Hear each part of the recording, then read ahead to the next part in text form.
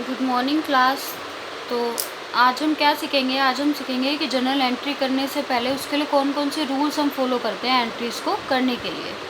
ठीक है, तो मैं आपको बिल्कुल बेसिक से बताऊंगी अभी, क्योंकि आपकी क्लास 11th है। It's just starting of accounts है ना, अकाउंट्स आप लोग अभी सीख रहे हैं। तो देखो बेटा, क्या चीज़ है कि जर्नल एंट्री जो होती है, सबसे पहले जर्नल एंट्री का मतलब ये होता है कि कोई भी हमारी ट्रांजैक्शन होगी, कोई भी लेन देन होगा, कोई भी मैंने माल ख़रीदा है या बेचा है, तो उसके हमेशा यहाँ पर दो अकाउंट, उससे एक डेबिट होगा और एक क्रेडिट होगा। यानी कि एक हमारी ट्रांजैक्शन से जो दो अकाउंट है ना, दो अकाउंट इफेक्ट होते हैं। किस तरीके से होते हैं वो हम सीखेंगे। देखो, यहाँ पे मैंने 3 अकाउंट लिखे हैं। हमारे 3 तरीके के अकाउंट होते हैं, एक पर्सनल अकाउंट, एक रियल अकाउंट, एक नॉमिनल अकाउंट। अच्छा, अब मैं अगर पर्सनल की बात करूँ तो नाम से ही विजिबल है कि पर्सनल अकाउंट कौन सा अकाउंट होता है। पर्सनल अकाउंट वो होते हैं जो किसी आदमी के नाम से, किसी व्यक्ति के नाम से, किसी बैंक संस्था के नाम से, यानी कि किसी के भी नाम से जो अकाउंट होता है उसको हम बोलते हैं पर्सनल अकाउंट। जैसे कि आपका नाम हो गया, आपके किसी फ्रेंड का नाम हो गया, राम श्याम तरुण। देखो, राम श्याम XYZ, कोई भी आप नाम ले लो, सीता XYZ। अच्छा, इसके अलावा और हमारे पर्सनल अकाउंट में क्या क्या आएगा? इसके अलावा हमारी जो कैपिटल अकाउंट होती है वो भी हमारा पर्सनल होता है। एक हमारा ड्राइंग अकाउंट होता है, वो भी हमारा पर्सनल अकाउंट माना जाता है। हमारा जो डेटर है और जो क्रेडिटर है, ये हमारे क्या होते हैं? इनडायरेक्ट पर्सनल अकाउंट एक तरीके से। ठीक है, इसमें डायरेक्टली किसी पर्सन की बात नहीं हो रही, लेकिन डेटर का मतलब क्या होगा? कोई देनदार है, यानी कि जिससे हमें पैसे लेने हैं, और क्रेडिटर का मतलब जिसे हमें पैसे देने हैं। ठीक है, तो अब इसके अलावा एक दो चीज़ें और है जो हमारी पर्सनल अकाउंट में आती है। एक तो हमारा हो गया कोई भी प्रीपेड, अगर हमारा खर्चा है। अच्छा, प्रीपेड का मतलब पता है? प्रीपेड का मतलब है जो हमने एडवांस पेमेंट कर दी, उसको हम बोलते हैं प्रीपेड। ठीक है, इंश्योरेंस हो सकता है, कमीशन हो सकता है, कुछ भी हो सकता है। इसके अलावा अगर हमारा कोई भी खर्चा और उसके आगे कोई, हम बोल सकते हैं कोई भी अगर आगे वर्ड हमारा ऐड हो रहा है ना, तो वो हमारे सारे किससे आएंगे? पर्सनल के अंदर। अब जैसे अक्रूड इनकम लगा लो, कोई भी हो सकती है। हाँ, फिर है अनअर्न कमीशन हो गया। तो ये सारी चीज़ें हमारी आएगी पर्सनल अकाउंट में। ठीक है, अब हम दूसरे अकाउंट पे आ जाते हैं बेटा। दूसरा हमारा है रियल अकाउंट। अच्छा, रियल अकाउंट क्या होता है? सीधी सी बात है, रियल अकाउंट का मतलब है जो भी हमारी एसेट से जुड़ा हुआ होगा। जो भी हमारे पास संपत्ति है, हमारे पास एसेट्स है। सपोज़ करो हमारे पास कोई टेबल है, कोई फर्नीचर है, कोई भी हमारे पास मशीनरी है। ठीक है, और क्या क्या आ जाएगा हमारे इसके अंदर? अच्छा, रियल अकाउंट में भी दो चीज़ें होती है हमारी एसेट्स, दो तरीके की होती है, टेंजिबल और इनटेंजिबल। टेंजिबल कौन सी होती है? ये जो हम देख सकते हैं, टच कर सकते हैं। कुछ एसेट्स ऐसी होती है जिनको हम ना देख सकते हैं ना टच कर सकते हैं, लेकिन वो एसेट्स होती है गुडविल। अब गुडविल का मतलब पता है? अच्छा, एक एग्जाम्पल ले लो, जैसे कि ओम स्वीट्स है। ठीक है, अब ओम स्वीट्स क्या है? बहुत ज़्यादा हमारे यहाँ पर जाना पहचाना है, सब लोग जानते हैं ओम स्वीट्स की मिठाई आती है। तो इसका मतलब क्या है? उसकी जो है लोगों की नज़रों में वैल्यू बड़ी अच्छी है, तो उसको हम क्या बोलते हैं? गुडविल। यानी कि हम बोल सकते हैं कि ओम स्वीट्स की जो गुडविल है ना, वो बहुत अच्छी है। यानी कि अगर कोई बिजनेस अपना बेचना चाहेगा, अब ओम स्वीट्स लगा लो, अगर ओम स्वीट्स का ओनर किसी को उसको बेचना चाहे, तो वो उससे क्या लेगा? अच्छी खासी वैल्यू लेगा, अच्छे खासे पैसे लेगा बेचने के। क्यों? क्योंकि उसकी वैल्यू ज़्यादा है, उसकी गुडविल ज़्यादा अच्छी। तो गुडविल का मतलब हो गया, हिंदी में हम बोल सकते हैं इसको ख्याति। यानी कि कोई भी चीज़ जो है कितनी फेमस है, उसके अकॉर्डिंग उसकी गुडविल बन जाती है। ठीक है, गुडविल के अलावा हमारा होता है पेटेंट होते हैं हमारे पास, और एक दो चीज़ें और होती है हमारी। ठीक है, तो बेटा ये तो हो गया हमारा रियल अकाउंट। अब तीसरा देख लेते हैं नॉमिनल अकाउंट। अच्छा, नॉमिनल अकाउंट क्या होता है? सीधा सा है, जो भी हमारे एक्सपेंसेस और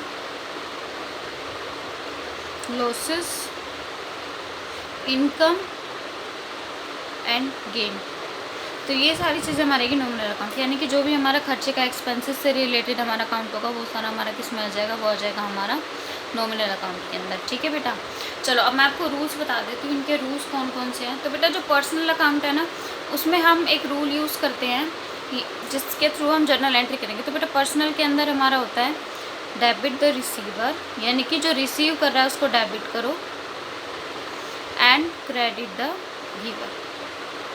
ठीक है, ये मैं थोड़ा सा हाईलाइट कर देती हूँ यहाँ पर, ताकि आप लोगों को ज़्यादा दिक्कत ना हो देखने में कि कौन कौन सा रूल किसका है। देखो बेटा, ये हो गया हमारा पर्सनल अकाउंट का रूल। ठीक है, अब नेक्स्ट मैं आपको बताने वाली हूँ रियल अकाउंट का। तो रियल अकाउंट का मतलब क्या हो गया बेटा, एसेट्स है। तो एसेट्स में हम क्या लेंगे कि डेबिट व्हाट कम्स इन, कि जो भी हमारे पास बिजनेस में एसेट्स बढ़ती है, debit what comes in, credit what goes out. अच्छा, इसमें एक चीज़ और है, इसमें हमारा कैश भी आएगा, ठीक है। जो भी हमारी एसेट्स होती है ना बैलेंस शीट में, हम जो भी एसेट्स अपनी लिख सकते हैं वो सारी इसके अंदर आ जाएंगी। हमारी इन्वेस्टमेंट है और जो भी चीज़ें, ठीक है।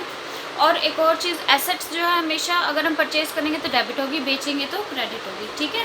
इसका जनरल जो अकाउंट होता है एसेट्स का वो क्या होता है, डेबिट, कि अगर हमारे पास कोई चीज़ है खरीदी है तो वो डेबिट में आएगी।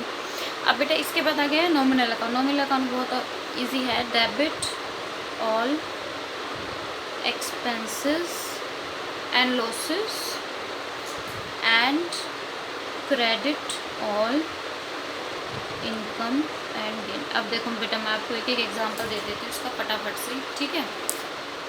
पहला एग्जांपल मैं लूँगी पर्सनल अकाउंट से।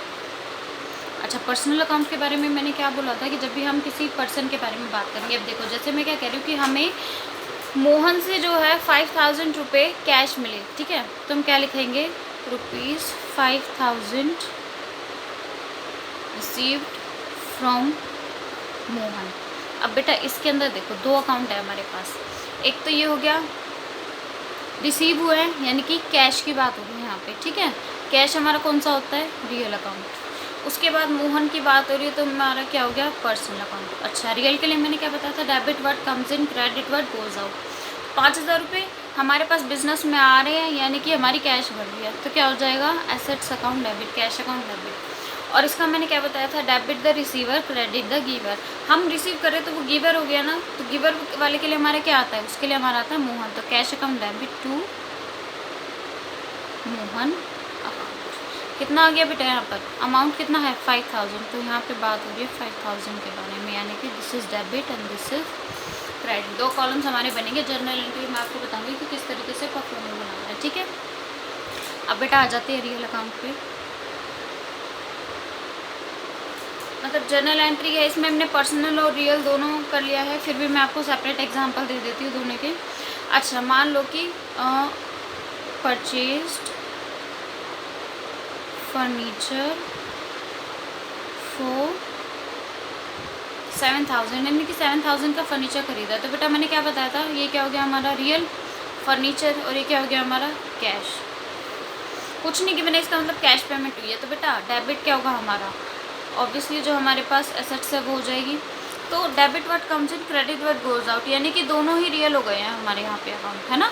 ये भी रियल है, ये भी रियल है, फर्नीचर भी रियल है, 7000 कैश है तो ये भी रियल है। तो furniture account debit, debit word comes in, credit word goes out, cash account, तो हो जाएगा बेटा हमारा 7000, ठीक है। अब मैं आपको एक एग्जांपल और दे देती हूँ नॉमिनल अकाउंट का, ठीक है। तो बेटा नॉमिनल अकाउंट में हमारे पास यहाँ पर आएगा, अच्छा कोई भी हमारा खर्चा है हम उसको यहाँ पर लिख सकते हैं, जैसे कि 5000 पेड फॉर सैलरी, यानी कि एक बिज़नेस के अंदर जो है सैलरी के लिए 5000 अपने पेमेंट कर रहे हैं। तो मैंने क्या बताया था, डेबिट और एक्सपेंसेस, ठीक है। सैलरी है ना यहाँ पर, तो हमारा क्या हो जाएगा, salary account debit, debit all expenses, credit all income and gain. यानी कि यहाँ पे हमारा खर्चा तो ये हो गया, लेकिन कैश हमारा क्या हो रहा है, जा रहा है। कैश कौन सा अकाउंट होता है हमारा, रियल। और रियल अकाउंट के लिए मैंने आपको बताया था कि debit word comes in, credit word goes out. तो salary account debit to cash account. अच्छा बेटा ये तो हो गई हमारी रूल्स के अकॉर्डिंग बात। अब मैं आपको ऐसी एंट्री समझाती हूँ ताकि आपको ये याद रहेंगी। बेटा सीधी सी बात है, 2-3 चीज़ें हमें याद रखनी है, ठीक है। कि अगर हमारे पास कैश जो है आ रहा है ना, तो वो हमेशा क्या होगा, डेबिट। जो भी एसेट्स है हमारी, एसेट्स मैं आपको बता दूंगी, सारी एसेट्स और लायबिलिटीज़ लिखवा दूंगी। जो भी एसेट्स है ना बेटा, अगर परचेज हो रही है ना, तो वो हमारे किस में आएंगे, डेबिट के अंदर, या फिर कैश रिसीव हो रहा है। तो देखो 5000 रिसीव हो रहे, कैश अकाउंट में आ गया। दूसरे में देखो परचेज फर्नीचर, यानी कि 7000 का हमने पेमेंट कर दी, कैश चला गया, तो क्या हो गया, कैश क्रेडिट। कुछ एंट्रीज तो आप डायरेक्ट ही कर सकते हो। इसमें खर्चा क्या था, सैलरी का, कैश जा रहा है ना, तो कैश अकाउंट क्रेडिट, और जिसकी वजह से जा रहा है वो अकाउंट डेबिट। यानी कि जो भी एक तरीके से हमारा खर्चा है, एक्सपेंसेस है, ज़्यादातर वो हमारे डेबिट में चल जाते हैं, ठीक है बेटा। अच्छा, जर्नल एंट्री करने से पहले ज़रूरी था कि मैं आपको ये रूल्स एक्सप्लेन कर दूँ। रूल्स हो गए हैं, अब हम शुरू करेंगे जर्नल एंट्रीज, ठीक है, इसके बाद नेक्स्ट क्लास में। चलो ठीक है class, bye. This is your class 11th and we are doing here accountancy,